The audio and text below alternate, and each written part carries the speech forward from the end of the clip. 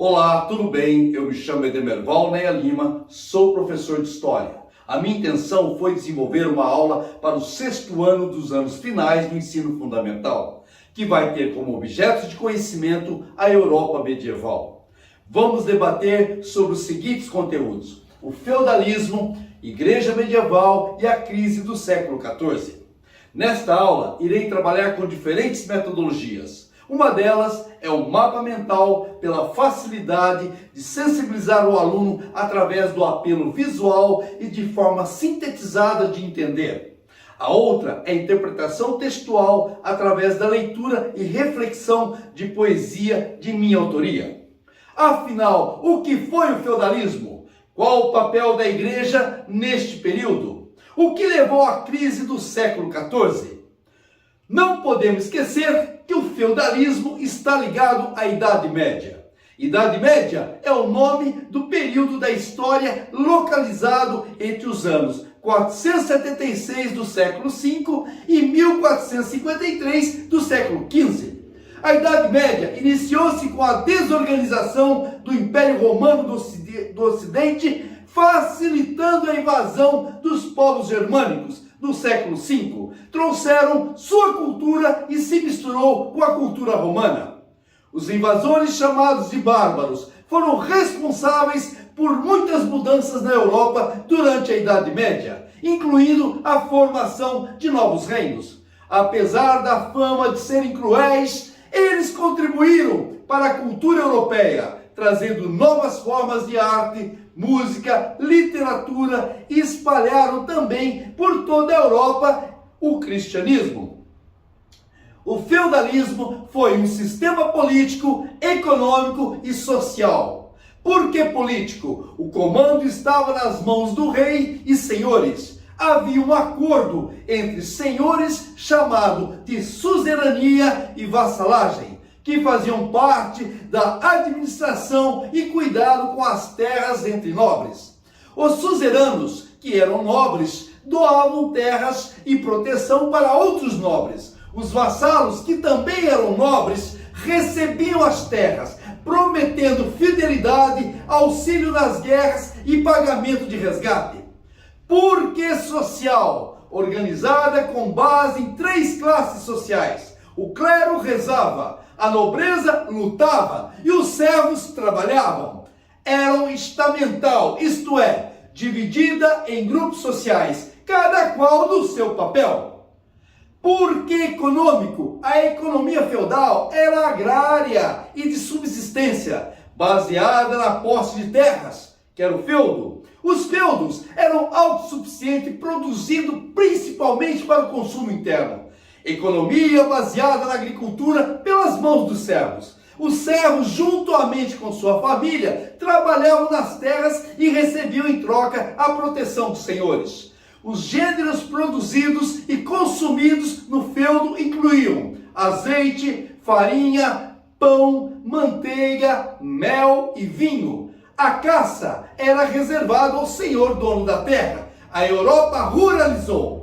E a igreja medieval e sua divisão? O clero regular, aqueles que seguiam regras de ordem religiosa. O clero secular desempenha atividades voltadas para o público geral. O alto clero era formado por cardeais, arcebispos, patriarcas, bispos e sacerdotes de famílias ricas. Já o baixo clero era constituído por sacerdotes, diáconos, que muitas vezes eram oriundos de famílias pobres.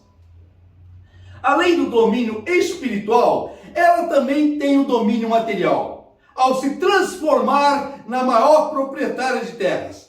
A igreja, antes concentrada nas cidades, foi obrigada a se deslocar para o campo, onde os bispos e abades se tornaram senhores feudais. A igreja se tornou poderosa por meio de doações feitas por ricos que se convertiam e também por alguns imperadores. No feudalismo, a sociedade se organizava numa base militar. As maiores qualidades dos nobres eram as virtudes guerreiras, e uma das funções da igreja foi lutar para preservar a ordem e a paz. e instituiu a trégua de Deus, ou seja, a proibição de combater durante certos dias do mês e nos principais datas religiosas. A igreja também, responsável por fazer justiça, julgava e condenava. Vinha aí o tribunal da Inquisição. Contestar contra a igreja em dúvidas poderia ser condenado à tortura e à morte pelos homens da igreja. A fé era a força dominante na vida do homem medieval. Quem nunca ouviu a famosa frase: não faça isso que Deus castiga? Ora, herança daquela época. O medo impediam o homem de errar. Assim era a Igreja Católica com sua força e poder na Idade Média. Vamos para a crise do século XIV.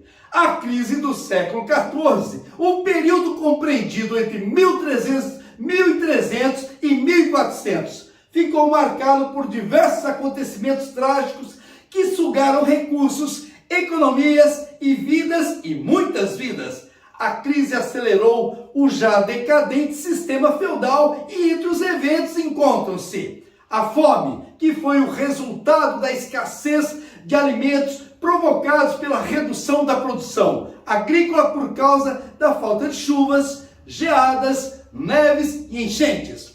A peste negra, a famigerada peste negra, a doença que matou milhões de pessoas, espalhou-se rapidamente vinda do Oriente. Essa peste foi beneficiada pela falta de higiene no campo e nos burgos.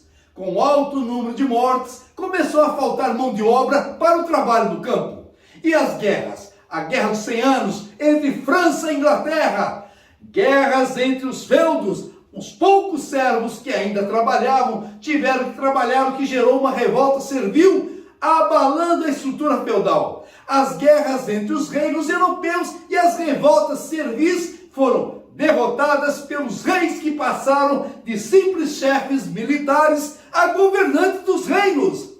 A Guerra dos 100 Anos, a guerra travada essencialmente nas terras da França, onde o trono inglês reivindicava território. Assim como a própria coroa francesa também ficou marcado por uma grave disputa entre os próprios franceses que disputavam o poder. Essa fragmentação interna na França, se por um lado beneficiou os ingleses no início do conflito, quando mentiras de grandes vitórias, favoreceu a unidade francesa, encaminhando-a para a centralização e a unificação dos estados modernos. O ressurgimento do comércio e o nascimento da burguesia. Com todas as desgraças chegando ao fim, principalmente nas regiões onde existia relativamente a paz ou maior equilíbrio de poder, a atividade comercial acabou por lançar a Europa ao novo patamar. O comércio de especiarias gerava um alto lucro, mas a fragmentação do poder nas mãos de muitos suzeranos dificultava o trânsito das mercadorias. Andar pelas estradas eram perigosas. De feudo para feudo, taxas eram cobradas de formas diferentes, sem moeda em comum. Era como o escambo, a troca de mercadoria por mercadoria.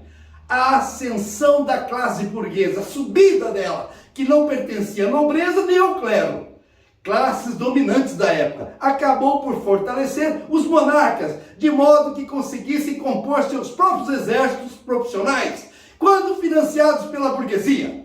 Assim, à medida em que a figura do rei cada vez mais se fortalecia, a centralização e unificação do poder também, o surgimento de regras, o uso das moedas, costumes, facilitando as necessidades do comércio. Essas mudanças facilitaram o comércio e o poderio da classe burguesa, financiando inclusive o que chamamos de as grandes navegações, que é uma das inúmeras decorrências do Renascimento e da formação dos Estados modernos.